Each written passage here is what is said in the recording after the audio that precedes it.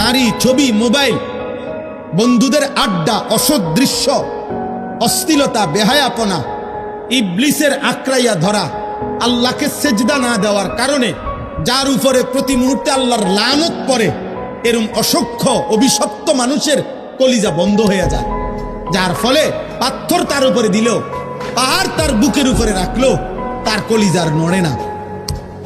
এটা আল্লাহর লানত। এই জন্য অনেকের আছে যে যার মাথার উপরে যদি পাথরও দেওয়া হয় বুকের উপরে, সে নড়বে না। তার কথা যে আমি বুঝবো না, আমি সেজদা দেব না, আমি আল্লাহকে মানবো না। সোজা কথা, আমার উপরে যদি হিমালয় পর্বত আমার উপরে ফেলা হয়, আমারে যদি আটলান্টিক মহাসাগরও ডুবাই দেয়, আমি নাফরমানি ছাড়ব। এটা হলো যে আল্লাহ যার কলিজা মোহর মেরে দিছে, মোহর মেরে দিছে আল্লাহ। কোরআন শরীফে আছে, আল্লাহ নবীজিকে বলছে, বন্ধু, কেউ যখন পাপের সীমা লঙ্ঘন করে, আমি আল্লাহই তাকে 3টা শাস্তি দেই। 1 নাম্বার, আমি তার কান এবং তার অন্তর মোহর মেরে দেই, তার চোখের সামনে পর্দা ফেলে দিই।